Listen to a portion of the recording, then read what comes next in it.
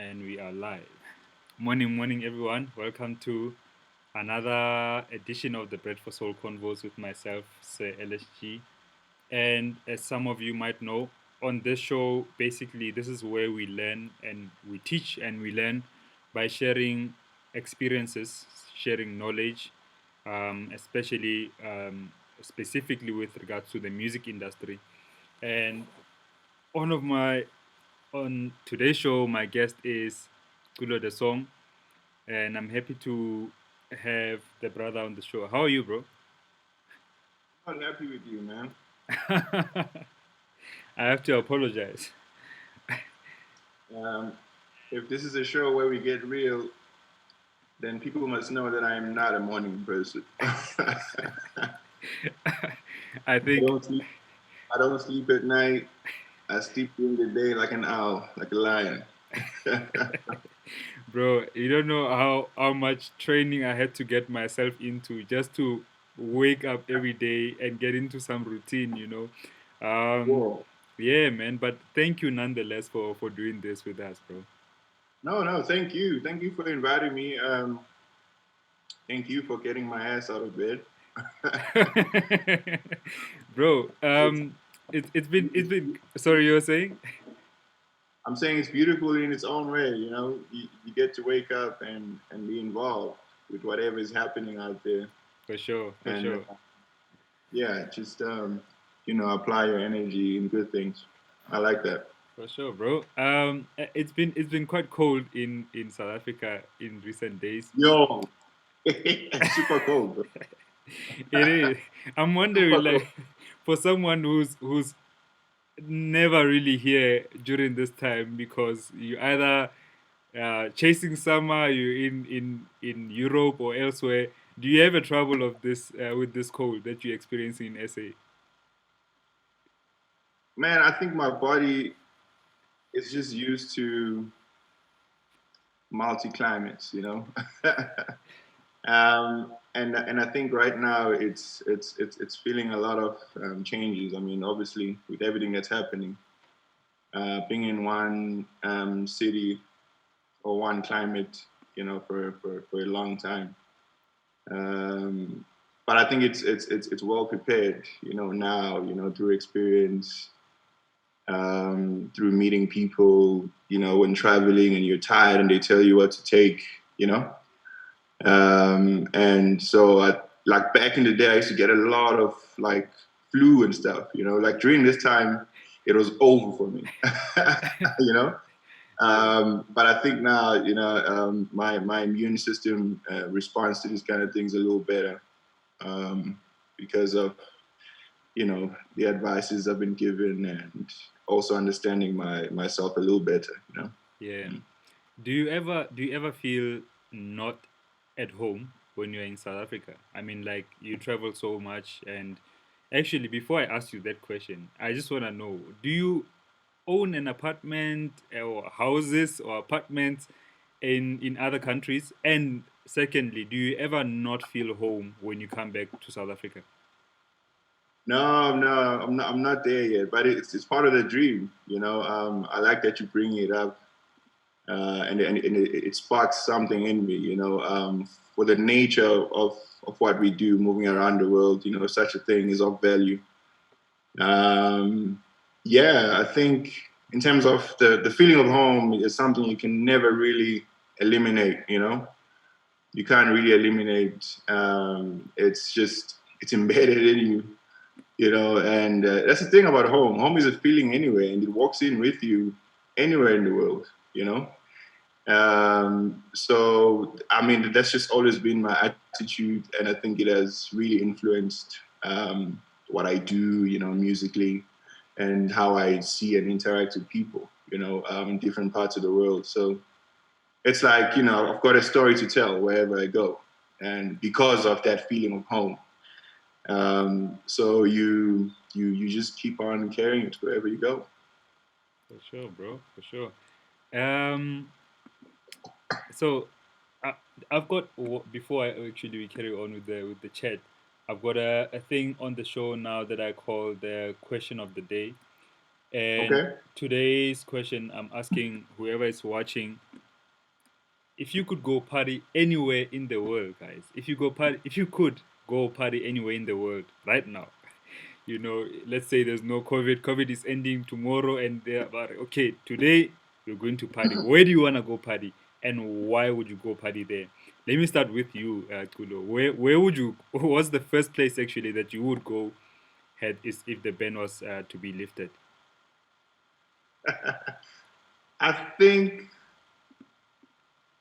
I don't know. For some reason, as you were, putting out the question, I just had this image of Thailand in my head just popping up. I think that's one place um, where I felt very liberated. Traveling through the different islands. A friend of mine from the States, um, Chappelle, actually, he had this culture that every year he goes to Thailand.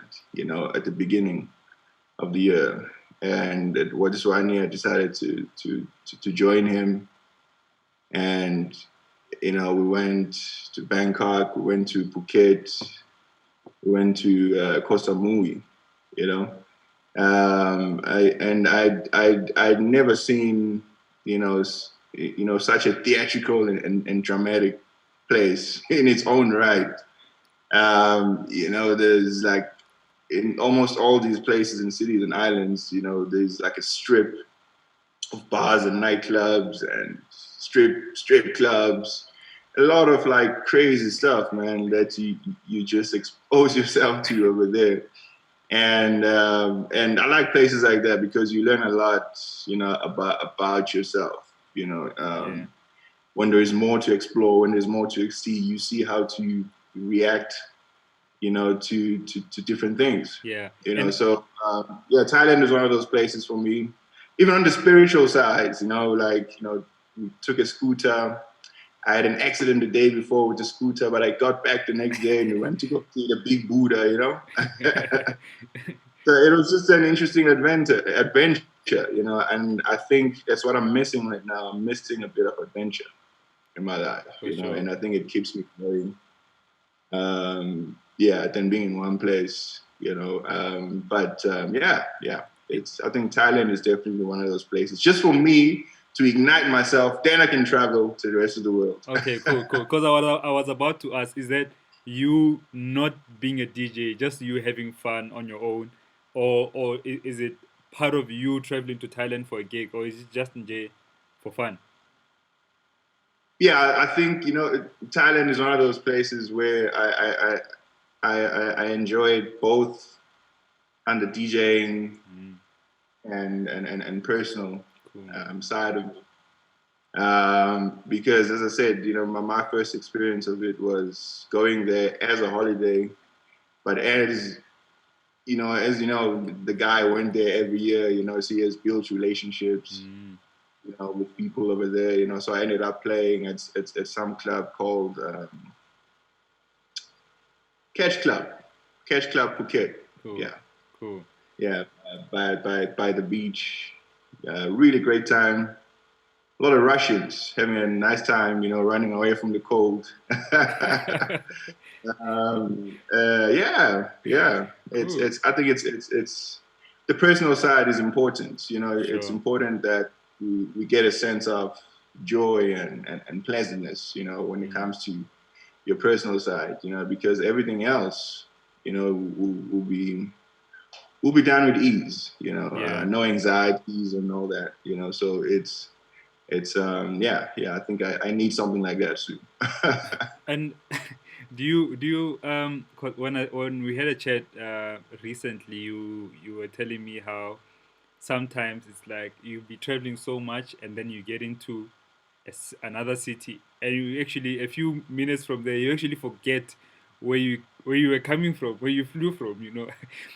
But I just want to know, like, mentally, how do you deal with being out there and traveling so much? Like, does it ever get to you? Let me ask it this way: are there negative effects of being a busy world-class DJ? 100%.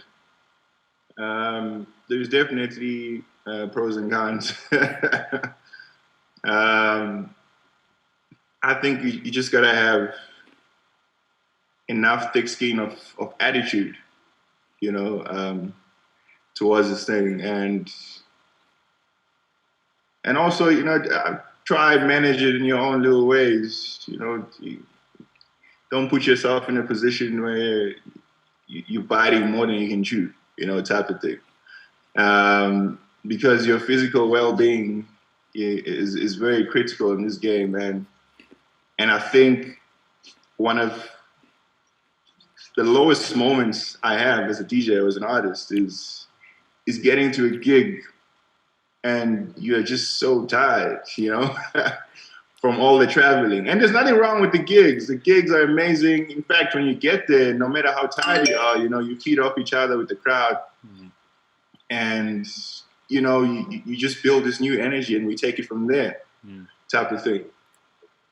But I think it's very important, man, to try find ways, of balancing yourself, both mentally and physically and spiritually, So I mean, I've had different kinds of situations. As I said, you learn as you go. You learn through experience. Experience for me is the best teacher. I've been in situations where you travel to like Los Angeles, which is like on the other side of the world. And when you land, even the time has changed. Next thing, you go shower at the hotel, you ate some dinner. Next thing, they pick you up. You have to go to the show. You haven't even dealt with the jet lag and all that. And then you just have this like weird anxiety, that just attacks you. But with that happening, it's not necessarily bad because now you're aware, what something is going on within you. So next time you do better. You say, okay, cool, guys. If I'm playing in places that are just so far out, we can just say I'll arrive 2 days or 1 day before, so I get time to relax, get time to adapt to the environment. And then, you're gonna avoid a certain health hazards when you're doing things that way. That's why I say I think it's also a bit of a management issue. And also, it also depends on your drive. I've seen people that, guys like Dixon, you'd hear like stories. Even Black Coffee, I look at the amount of sets that he plays at high and the amount of time, and energy dedicated to all the other shows he does. You do other shows in other countries, and then he lands with the jet to play another long set at high. And I'm just like, man, how does this guy do it? So I respect people like that participate and put energy in the game at the highest level. So I think it's an interesting subject. You just gotta be gradual on it. Don't rush the situation where you're gonna have 100 gigs a night. We've watched like Avicii documentaries or his story, and things like that, and I realized that, man, you can have a busy and mega successful life, but if you are not, in check with the certain things within yourself, with your mental health and your physical well-being or whatever that's bothering you, it's gonna be hard for you to do your best, in the game, So yeah, it is something that I keep in check from time to time. For sure, I love that so much, man. And if I may just put this out on the show every first Monday of the month, I have a psychiatrist specialist, Dr. Gwen Tonyani from the Life Kastenhof Hospital. Well, she's based at the Life Kastenhof Hospital. It's in Midrand, and she basically deals with a lot of issues, whether it's depression, anxiety, and stuff like that. But for this show, what she does is like we chat specifically about artist issues and issues that artists might face, and we including depression, including anxiety, and I think it's a dope thing for people to check out every first Monday of the month, right here on the show.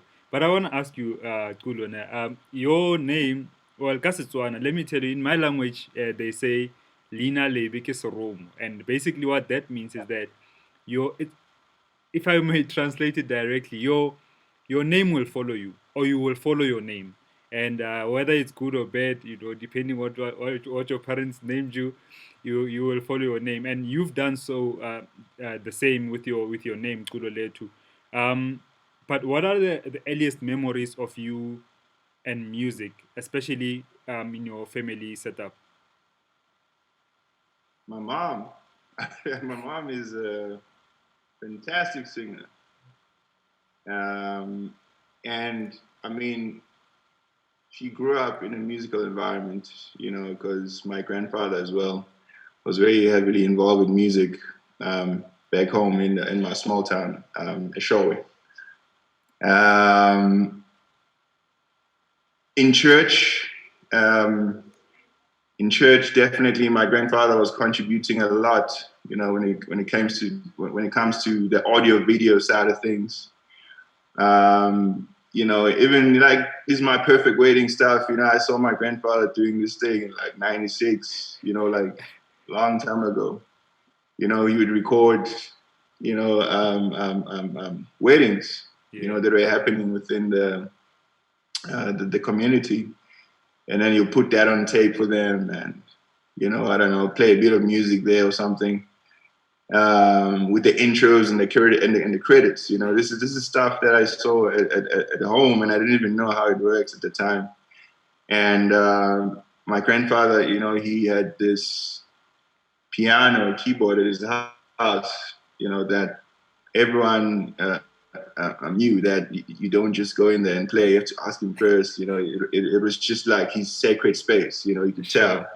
Because every time when you're visiting him and when you wake up in the morning, um, that's like my earliest memory of him. Like when you wake up in the morning, he's always there with his headphones, playing his music, and he's not even waking up everyone else.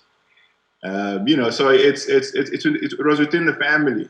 My interest in music and motion picture, it was embedded in me. I think early on.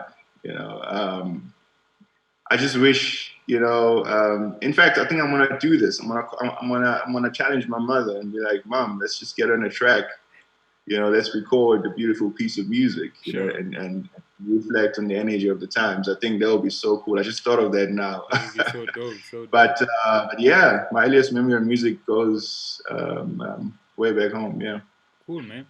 And when I first heard of you, I think it was through DJ Christos, Yeah. 2008 or something like that. And Yeah. Yeah. yeah, who are some of the people who gave you your first break into the industry? DJ Kabila. Sure. That's the guy. Man, I love how me and Kabila met. Um, he's always been this like character of mystery. Like I would hear about him, and I used to be in boarding school, and he would bunk out. He would bunk out and go to nightclubs. Sorry, I'm making confessions now. Please do. We'd bunk out and we'd go to nightclubs, and I'd hear about this Kabila character, and you'd see him in the shadows, in his wheelchair in the club, and so now it came to a point where we couldn't afford, the boarding part of the school. So I had to find an alternative accommodation within the city in Durban. And so I ended up living with my cousins in their apartment downtown in South Beach in Durban. Skumbuzo, from Lemon and Herb. Oh, I think he was still in varsity at the time when I was in high school. And guess what happens? Oh, guess what I find out is that Kabila lived downstairs. Like he lived downstairs, and I'd see this guy, he's in a wheelchair, he drives. I'm like, everything about him I'd never seen before, And I mean, through time, we ended up connecting because he was friends, with some of the guys that we were living with. And yeah, I mean, they told him that I'm interested in music, da da da. And next thing, I found myself going to his apartment, going through his vinyls, learning how to DJ. He's teaching me all these things.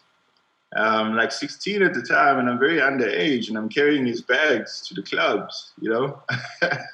So I've always been known as that guy, you know, who travels and moves around with Kabila in the city. And yeah, that was basically my first introduction into the world, you know, of dance music and nightclubs and DJs. And yeah, he was obviously a childhood um, friend of people like Black Coffee, you know. So it was I think it was just, I don't know, it was like a fate or a good turnout of events to meet Nati through Kabila, you know. And yeah, and then from there on, you know, I would submit music because I was at the same time when I was learning how to DJ through his turntables. I had bought a computer from an old friend of mine, and it came preloaded with a very legendary software that I respect till this day, Fruity Loops. And I just got obsessed with that program every day. You know, every day I would be on it, trying to understand how it works. Basically, you know, trying to understand, or maybe just let me just say, you know, trying to make music that sounded as warm as the stuff I was exposed to on vinyl and or in the clubs, you know. So it's yeah, that's basically how it started and how I got into making music. And Yeah. you know, I'm sending it out to DJs via people like Kabila, and I'll give it to him and be like, yo, what do you think, Roka? Because Kabila is very musically inclined, and I love his taste in music, and he's such a soulful guy, you know, like uh, with like a beautiful heart, you know. Mm. And I really appreciate, you know, that sort of energy, and I think it really paved the way that I've traveled, you know, Sure. thus far.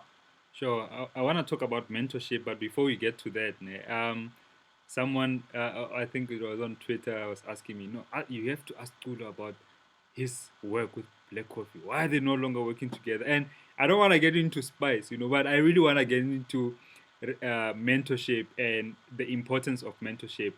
And if you could let us know, like, what the role that Black Coffee played in your career, especially in the beginning, and the role that he plays now, if there is any. I mean, you guys travel separate. You go in separate paths, but you're still traveling to the island. You're still playing not very similar gigs, but it's still within the island. But I want to know his role in your career in the beginning and his role right now in your career. I think Coffee has always had that big brother mentor spirit, and I think you know, he's just one of those guys, man. You know, that just have like so much wisdom. You know, he's a man of vision. You know, even with this like law of attraction stuff, you know, that you see going around these days. I always tell people, you know, I saw that, you know, in practicality, you know, from people like Nati. Nati will talk about his dreams in front of you, you know, and he'll tell you all the right things, you know, give you all the right information. And you'd see him manifest all of that, you know, like the things that he has talked about, you know, in an incredible way, in many ways you can think of. You know, so having like someone like that, you know, I'm close to you, you know, it changes you as well. You start believing more in yourself. You know, there's another thing that I think that our people, you know, don't really have too much, and that is a good balance of like self-esteem and visions and dreams and all these things. You know, I think you need some sort of motivation to tap into that part of yourself. You know, Mm. so it's people like him, you know, that brew that out of you. You know what I mean? Like it's. I don't know if you watched that Michael Jordan documentary? I haven't. No. You haven't watched it? Not yet. The Last Dance. The Last Dance. You know, there was a part there where I really thought about coffee when Michael Jordan was saying that he just wanted to always play the game at the highest level. And a lot of people felt like he was a bit of a bully, you know, he was a hard textured man, you know, hard to deal with. But basically all he has ever wanted to do was to get the best out of you, you know, like to get the best in others, because that's just his level of playing the game. You know, and I'm like, wow, I think I've been blessed to have experienced that and have seen that close at a close proximity, you know, from somebody, you know, who's actually working to bring the best out of themselves, you know, and then you also get inspired, you know. So I think it's inspiration, you know, to sum up everything, you know, and to answer your question simply, you know, he's a mega inspirational figure in my life, even today. I mean, I don't like keep in touch with coffee like every single day. But you know, especially now with all these forms of communication, you know, you see what he's doing on social media, etc., etc.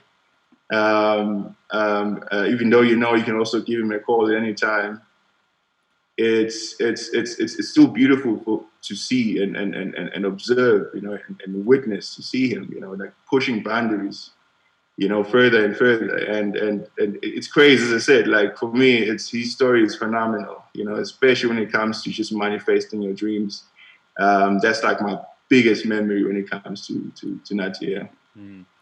Man, and I've got something here.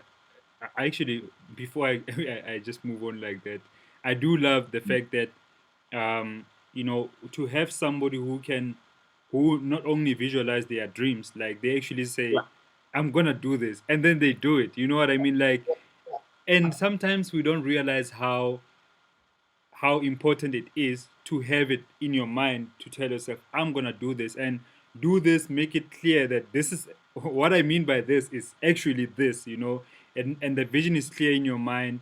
You can now work towards steps of taking or making that vision a reality, and I love that so much. But I wanna while we are in the subject of mentorship, you not so long ago opened your own record label, the Song Music, and I have a clip from one of the artists on the label, and let's check it out before we carry on. Okay. Yo, what's up, guys? It's Mr. Joe. Hope everyone is good. How I met Studio the Song is really like a crazy, amazing thing for me. You know, as I was a kid who listened to a lot of music growing up, I was inspired by, you know, a lot of music growing up, and he was one of the artists that inspired me to be who I am today. And I, you know, I always grateful for that, and you know, it was just me, you know, constantly trying to reach out. So, you know, I asked for his email address, sent him my music, and I had, you know, the God given opportunity to get to release on one of his compilations on 2016, which was a Watergate 21 compilation. So by CULOE the Song. So it was a great step for me, as I believed, you know, in trying to see further. And this was one of those things as an artist for me that gave me inspiration. So from that year of 2016, you know, I continued working, making music, and I continued, you know, to submit music and send music. And I sent him Lost in My Dub, you know, and that's where now on 2018 I got the chance to release on his label the song Music, which I released the last EP. So they signed the EP to the label, and yeah, man, life continued, man. You know, amazing response, you know, and he just made me see further, and I continued to learn as an artist from his teachings. You know, he made me believe in my own version of an artist, and I continue to drive that dream and believe in it, and so that's how it is, man, and that's how, you know, like it all happened. Thank you. Yeah, man. It's Mr. German Dope. Joe. Yeah.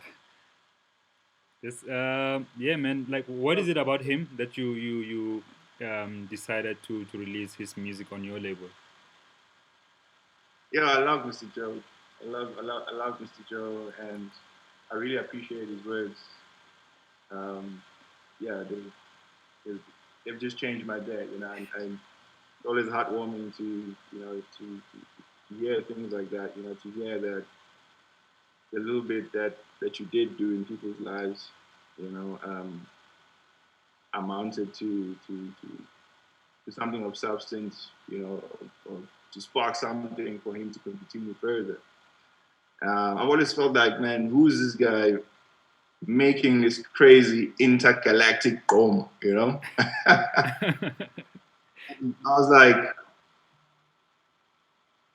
man, I didn't, at the time, I didn't even know that Joe was from like KZN. I'd met him through a friend, Umlungis, a friend and colleague. And I've always just loved the ways he picks his sounds. You know, he does sound mining. I call it sound mining. You know, when he makes music, and he really does his best to manipulate, to make it sound like something else that is just beyond our understanding. You know, so it's yeah. I think, you know, the best way to understand Mr. Joe is through his music. You know, and somewhere somehow I just connected with this guy. You know, energy wise, and I was like, man, I gotta do something with this guy. You know, anything. You know, we can collaborate. You know, make a release. We need to make people aware of his energy, you know. So yeah, he's definitely one of those guys. And everywhere I go in the world, bro, it's his music. You know, people always come to me and say, "Who is that?" Even when I'm playing like the unreleased exclusive stuff from him, people are always interested, you know, as to who is this guy. You know, so um, playing his music, you know, like his demos, you know, from different shows around the world, you know, yeah, made me realize that people like him, you know, they should jump on the boat of a much bigger vision, you know, and take their sound, you know, and expose it internationally. And yeah, post COVID, man, I really, you know, wish all the best, you know, to people like Mr. Joe, and yeah, and we're gonna be here pushing, you know, and helping where we can, you know, to make him realize, or to at least start his journey into his dreams, you know. Sure, sure, man. Yeah. And you released your first EP, The Bright Forest, and Inner Visions. That's a label owned by Dixon from Ame. And I Yeah, don't know. Well, I heard in one of your interviews saying that you actually lost the stem files for Bright Forest, and that's why we have that yeah. lo-fi sounding. How did you even do that? Man, they they just asked me to send the WAV files. Um, next thing, I see people like Dixon just dropping the track as it is. At the time, I didn't even know what mixing was, you know. I didn't even pay attention to such things. But I knew that the song or the track was playable. I knew that, you know, you can do something with this, but I just didn't know about the release. You know, so obviously when I told them the story, and then they were just like, okay, cool, we'll send it to our engineer to do some things to it, and it just came back sounding so mega and fat. And I was like, wow, I didn't know that, you know, engineers could do such magic. Yeah. You know, to my music and take it to the next level where it needs to be.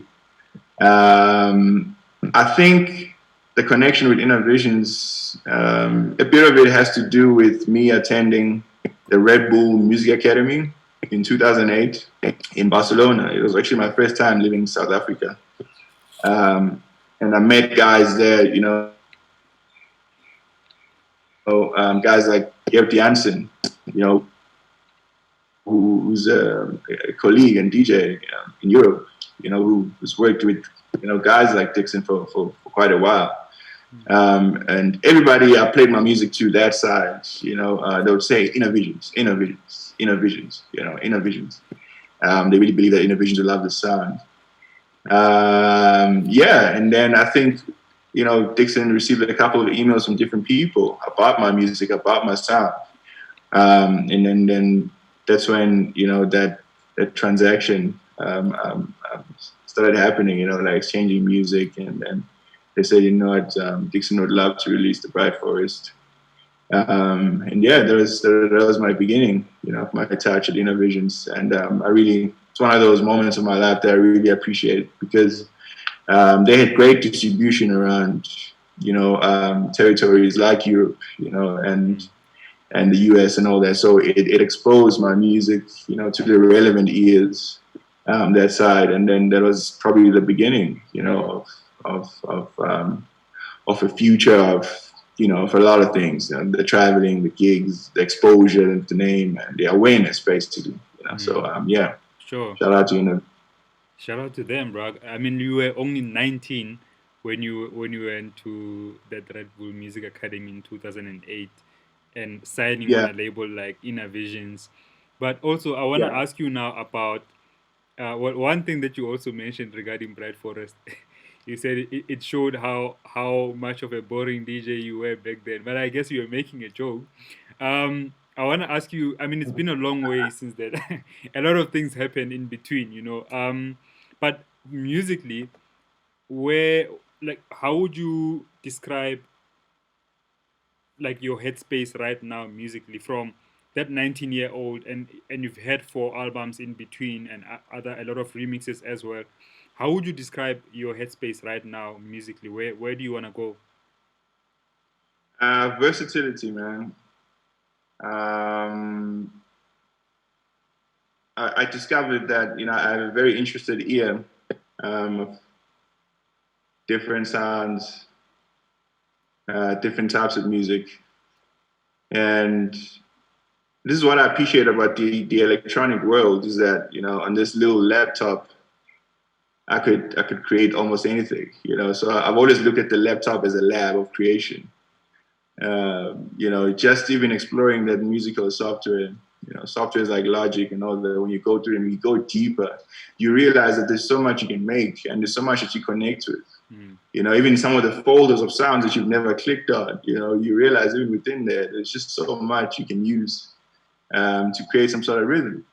For me, as long as I could create something that moves me, it doesn't necessarily have to be house music or dance music.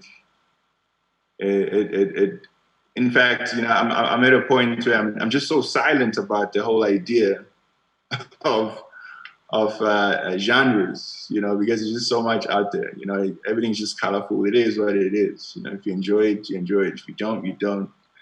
And my attitude now is to take that attitude of versatility, and go back to some of the files, the archives. Like another thing, I've got a lot of archives of unreleased music, and do like a mixed worlds thing, the world of today and the world back then when I made those songs that I didn't finish them, try create this new bagger of sound, so I think it's, some of these things, when you make them and you stop and you don't get inspired, it's just the beginning. You'll never know. Probably 20 years later, that bass or that beat, could be a part of something very substantial. So yeah, it's. I think it's just about exploring, man. I love exploring. I love exploring. That's why I don't like to dwell on the idea that CULOE is a sound. I think he may have some sort of energy, but I don't think CULOE has a certain sound. Man, I love that so much, and it's evident in your albums as well. That there's always there had always been a progression. Like from the Giant Leap, and through all four of your albums. One that I want to talk about in particular is this Washa, because I think that's so dope that this is where we saw you first taking on the mic and narrating kind of the story in the album. What was the inspiration with that album?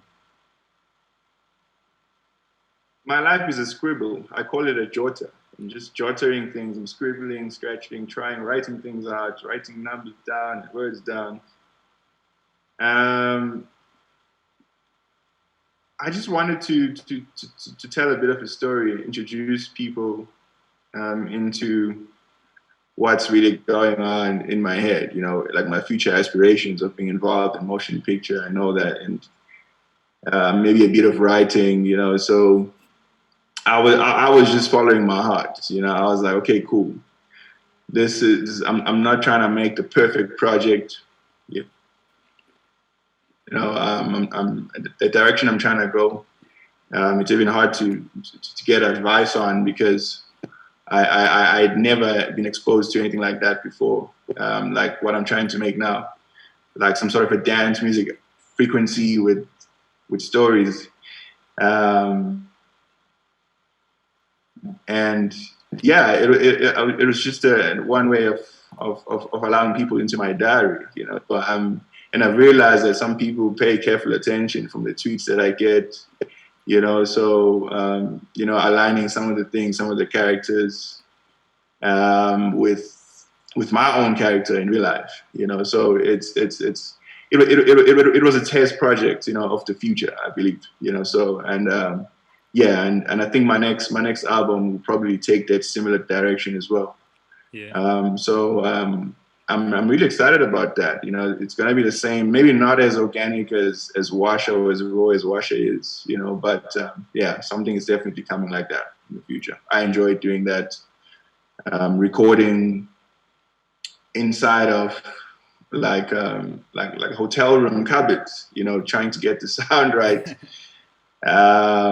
Recording the sounds, the vocals, you know, it was just me, you know, giving people an idea of what's really going on holistically when it comes to myself at the time, you know. So a little, it's like a rapper, you know, writing a rap album or telling a story of some sort. It's kind of similar. Yeah. And yeah, and I think I was watching and listening to special music at the time as well, you know. So that got me to think like that, you know, from guys like Kanye and Kendrick, you know. So there was that, you know, that vast, you know, open-minded element to it, you know. So but it was just a beginning. It wasn't meant to be like a complete project, you know, of some sort. As I say, it was just a beginning,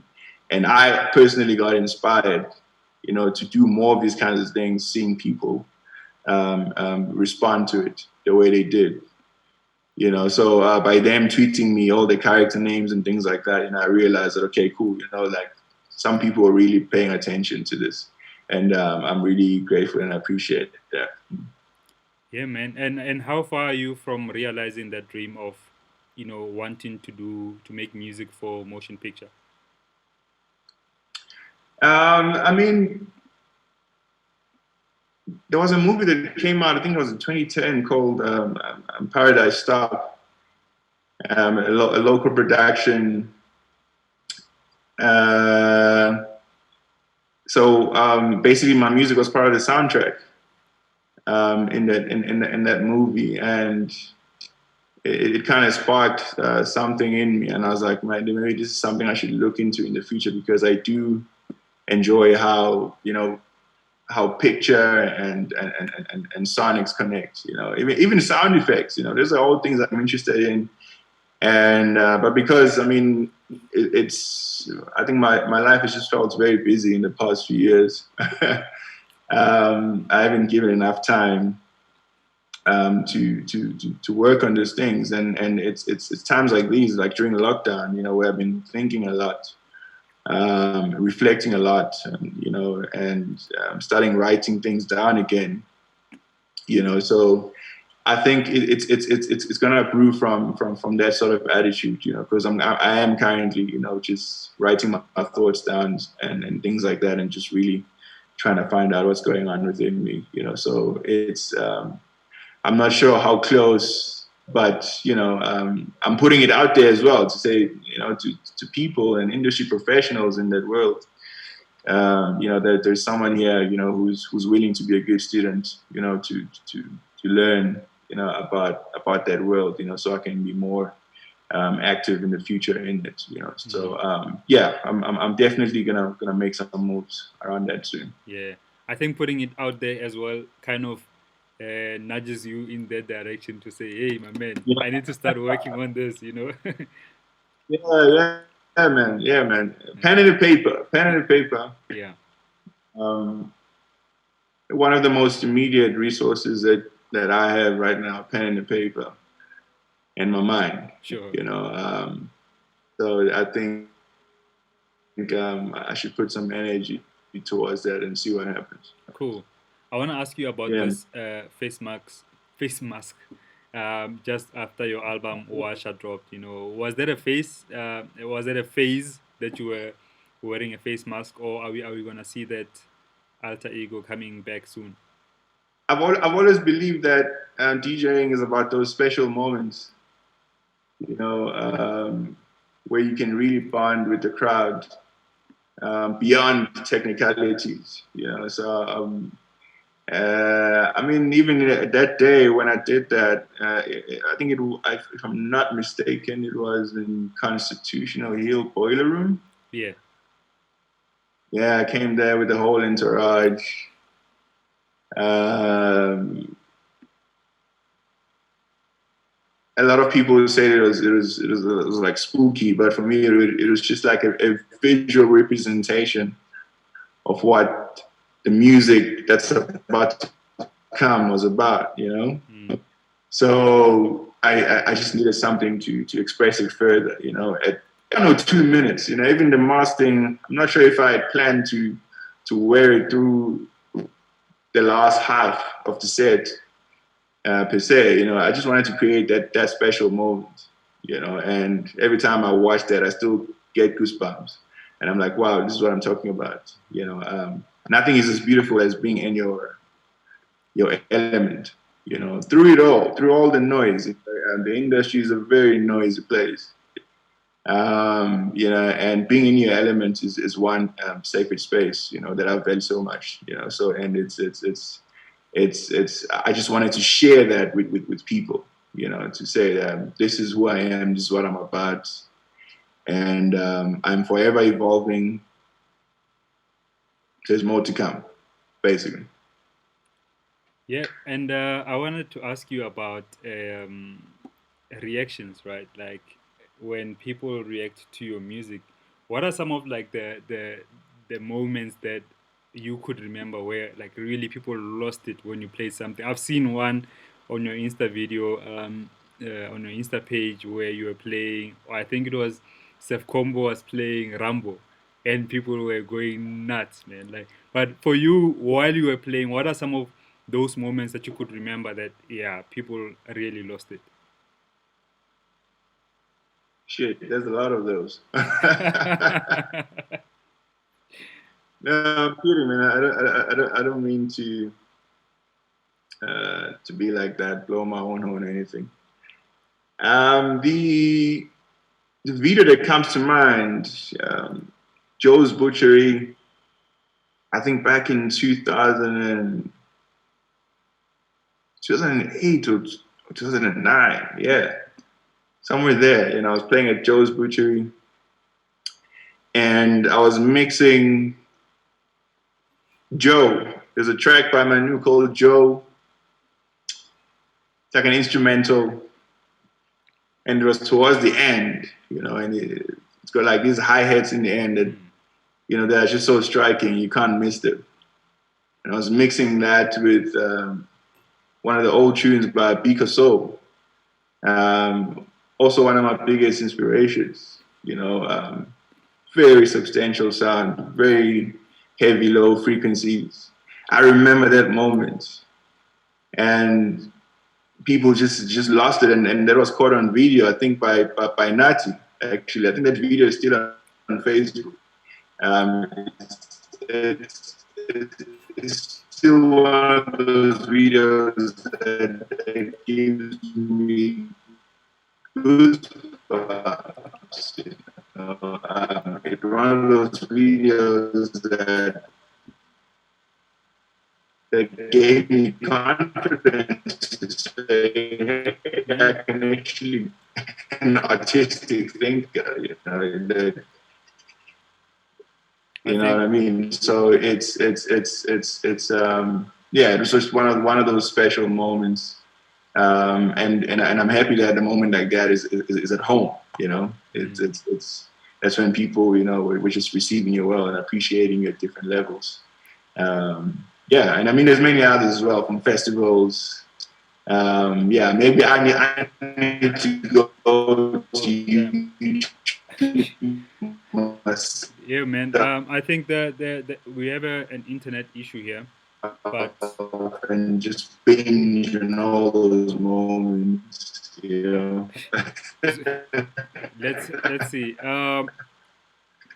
I think But Zoom is acting up a bit, felt like it was so I don't know. Let's see. just relevant, you know, to Can you hear me? talk about that one. Sorry. I I think can hear you. I can see you in my side. ah My back. you are back. You are back. My I think you are. oh, cool. Okay. Before we carry on, I just want to do something quick. And play you another voice note just before we close by a friend of yours, and it will be here soon. And hopefully, by the time it's done, the internet would have recovered. Let's check it out. Hi to all, this is the Mike from Global Fantasy and Sunny Greece, and I would like to share with you some words about CULOE the song. So, the first thing I have to say is that he's a really cool guy. I know that may this sound common, but he manages to keep his profile low with a clear focus on his vision. He's a music producer that knows really well where he wants to be and creates the path. We know each other for almost a decade now, when himself, DJ Angelo, and myself played all together at a party in Athens. After that night, we had the chance to work and travel together many times in different gigs, different places, sharing the DJ booth. I admire the passion and the energy he puts into every performance, and the fact that his set is a storytelling process with a beginning, a main part, and closure. It's just magic. His music always work as a medium of inspiration for me. So, what more to say than keep on jamming, Kulo? Peace. Keep on jamming, my brother. That's the Your mic. mic. Yeah. Oh, what a brilliant guy. You What guys an have known each amazing other guy. for what, 10 years now? Yeah, Gio, Angelo, the mic um, have been, you know, heavily responsible, you know, for creating awareness around, you know, South African dance music in their home country as global fantasy, you know. So it's they worked a lot, you know, with guys like Coffee, you know, like before, and you know, doors are open through that, you know, for guys like me to be able to get in and introduce myself to the great crowd that really loves what we do. By the way, you know, Greece is just one of those places that when you go to, you feel like you're at home. You know, like literally, you know, and there's just something about them in their hearts, like very warm. I don't know. I think I'm not sure if it's the Mediterranean or it's just the whole summer vibe. You know, it's the energy there. It's just really special. Feel like a lot of love in the air. You know, so man, I really appreciate Greece and my Greek family. shout out to the guys, Global Fantasy, and I love you guys so much, and I appreciate you, and I thank you so much, for everything you've done. Every time I go to Greece, you got family to go to, type of thing. Shout out to the guys, man. Sure, bro, sure. And your first international gig was in Spain, attending the Red Bull Music Academy. And I want to know, how would you describe the changes in that scene and since playing at Club Mascherana in 2008 and now being a resident at Blue Marlin on the island?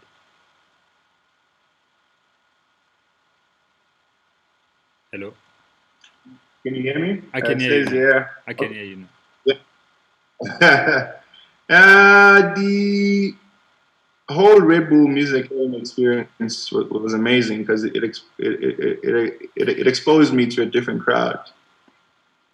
So I was able to, and very fortunate to have my early stages, of my career, have me brewing in the best of both worlds. Just you got international gigs there, or you got international exposure there. You got home exposure. You're working on your album here. You want to expose yourself to the people here. So it was almost like a universal brewing process. And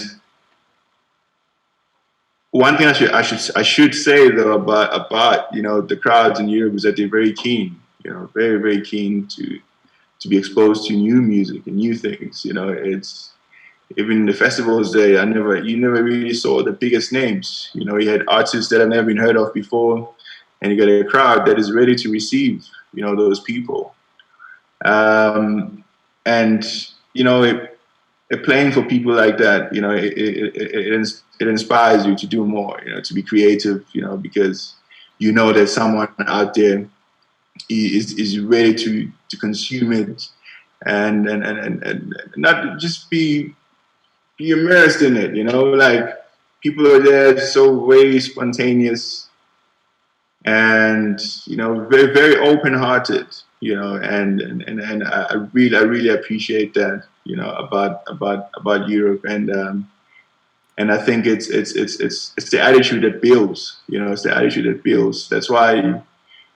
Like genres like techno, they've got like these massive followings, people that will just ride with the techno culture everywhere in the world. They'll take a flight from Paris to LA, to go to a techno show, to continue that culture. So those people are very keen and they take summer really seriously. It's also another beautiful thing to see.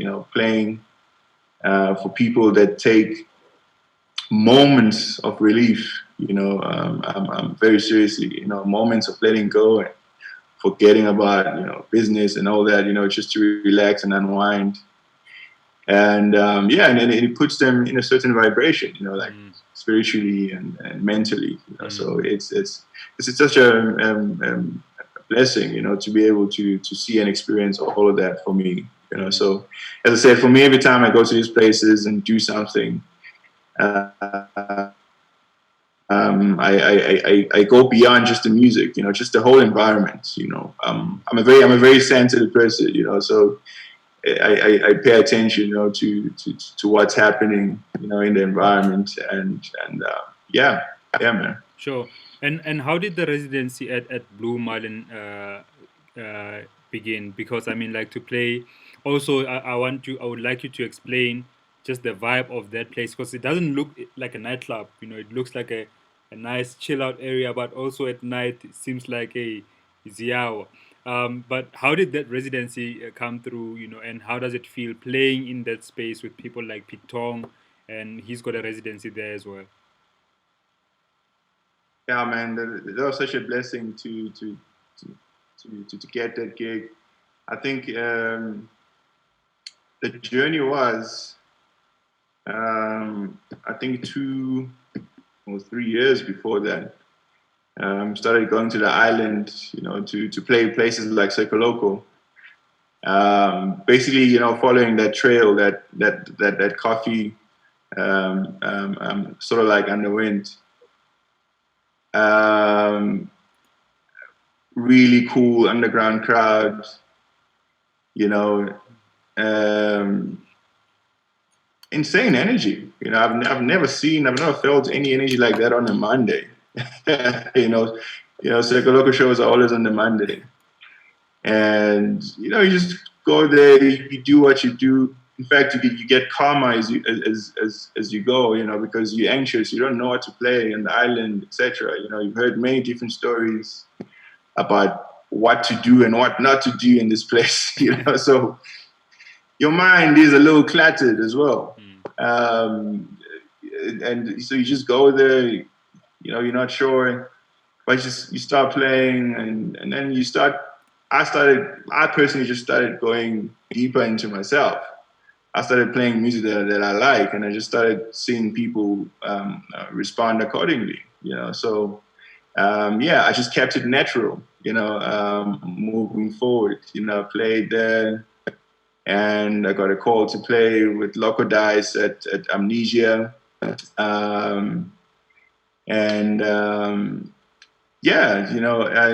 got a couple of requests, from different places on the island, and playing with Coffee in some of his shows. And through all of that, I was exposed, to the people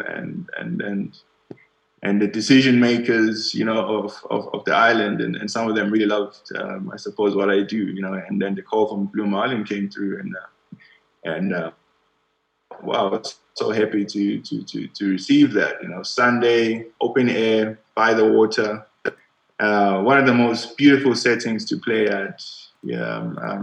I feel like crying just talking about it. I'm just like, man, I missed that.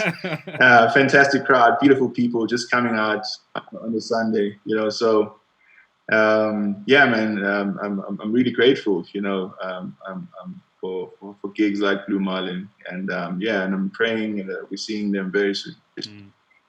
Sure, man. And will we ever see like a CULOE the Song show on a much more higher level, further than DJing? I know we spoke about it, but if you could share. Yeah. As I said, bro, I'm at home during lockdown, reflecting on a lot of things. Those are the questions, that I've been asking myself.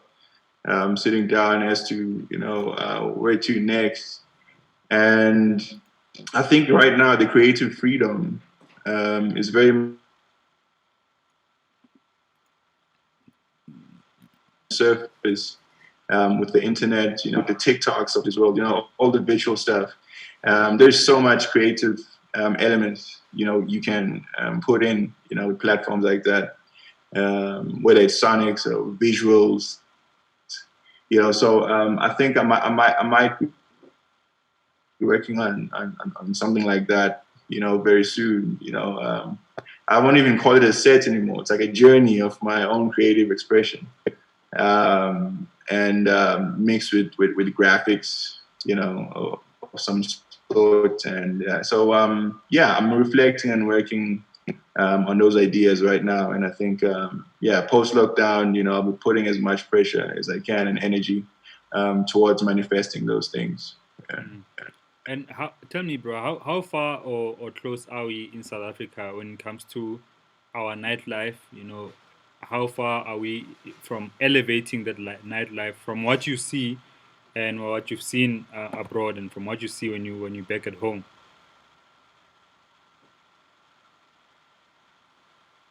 We're not that far, actually.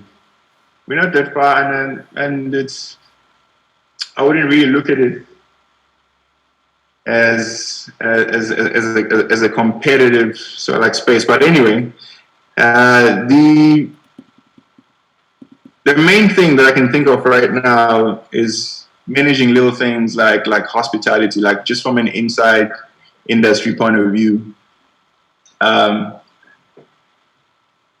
For an artist to give his best, I think they have to be in a comfortable situation, comfortable environment.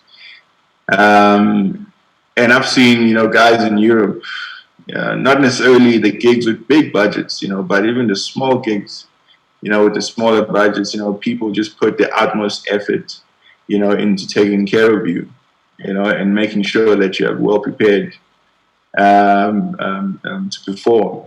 And I think the hospitality, man, is such an important issue that I think we didn't pay attention to back home, and probably looked at some of the things as a luxury, But I think it's important to keep the artist, comfortable, so that he can do his best. And you can do a lot of things when you're happy, man. When you're happy, so much can happen. So much good can happen. When you're in a happy space. And that happy space, that's one thing, the international industry has gotten right. And that's why, the energy of their shows, is always like crazy and out there and full of love, which is also a language, I'm working on understanding a little bit more, and it's, that's all I can say. Man, I have to ask you about. Otherwise, we're doing great. We're doing great, man. Like South Africa is amazing. It's amazing, and it's got the right people as well, and they understand the music a little bit more deep as well. I believe when it comes to like the sound that we are playing. Yeah, man, the internet is about to mess with us. I think we're missing each other somewhere there. But I mean, we're getting the gist of it. Just one more question. I want to ask you about this thing that you guys do. This one here, the magic hand. That's what I call it. You see, guys, the magic hand. Tell me about that vibe, bro. Like, cause like, I'm gonna play a clip while we are talking. It's not an audio clip, but yeah, tell us about that, because it seems like this thing, it's the one in Ibiza. Sorry, can you hear me? It's just energy, man. Yeah, it's just energy. When it's also a signal as well. Like you're signaling with the people that I'm with you. I'm vibing with you. I feel you right now. We're feeling each other. So it's just one of those interesting DJ gestures or reaction. To show love. It's one way of communicating with the crowd as well. And it just happened naturally. I haven't even thought about it, I know I do some certain crazy things when I'm really feeling a song, or when I'm deep in it, or when I'm in the zone, or whatever, So, I suppose it's just a signal of communication with the crowd. For sure. That's the magic hand right there, my man. Anyway, I think we can pack it here, bro. Like, I just want to say to you, thank you so much for doing this, and for sharing your knowledge and your experiences, bro. Like, I'm really honored. Yeah, man. Thank you for having me, man. I just feel like I'm exiting a therapy session now, For sure, I'll send you my invoice for that. I love anyone that knows me personally. They'll tell you that I love having good conversations and breaking things down and understanding them better. Hear other people's stories and go on their journeys, and take another look into your own life. And it makes me a better person, Talk like your please. For sure. And before we go, I have to ask you this one question, man. Like, it's Youth Day today in South Africa. From a music standpoint, like, what would you like to see more happening, or what would you like to see, especially the youth, the younger guys, the younger ladies, do more of? What is that thing, or what are those things that you'd like to see us doing more?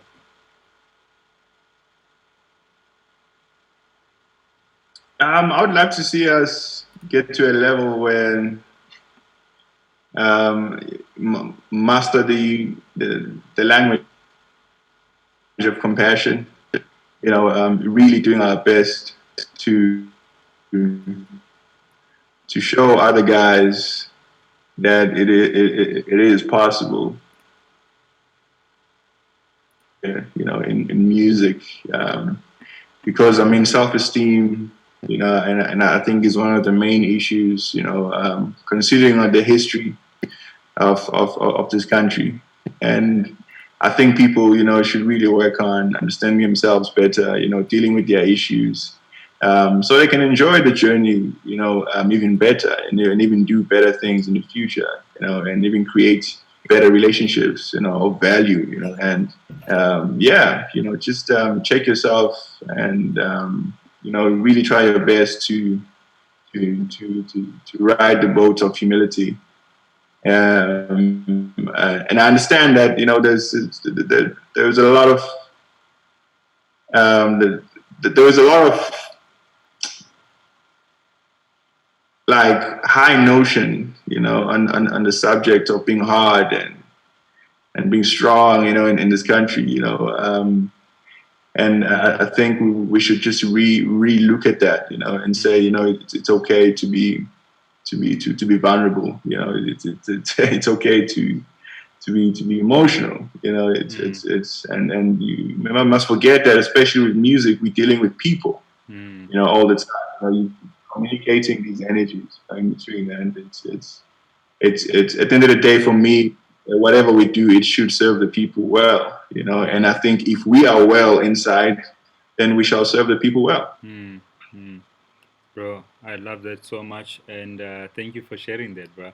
I'm just gonna close by sharing some of the answers that people shared to today's question of the day. If you could go party anywhere in the world, where would you go? The case says Amsterdam for the freedom of partying and smoking and drinking in peace. I'm with you there, my man. Kamokelo says Bramfontein, deep in the city. Man, I haven't been there, but I always see the videos are fire. Another guy says they would like to go to Ibiza and the winter conference in Miami. And Hauser says Guguletu is actually quite. Oh, Guguletu is actually quite right about Thailand. It's a whole vibe, man. I need to go to Thailand too. Anyway, I wanna go. A place that I wanna go for partying though, like is really Greece, cause I do wanna check out what is. Yeah, man. I really would like to. Best experience. Best experience. Mykonos, Santorini. Those are my favorites. Yeah, I'll speak to you and the mic for that. Maybe in 2021, hook something up. Yeah, man. Have a good time. You're gonna have a good time there. Sure. Lovely place to be. Lovely vibe. You'll come back very, very happy. away. Anyway, bro, enjoy your youth day, and then we'll catch up soon. Thanks, brother. Happy Youth Day. God bless. Peace out. And everyone who's watching, thank you so much for watching. Share the video, tag somebody who might learn from it, and remember to stay creative. Peace out.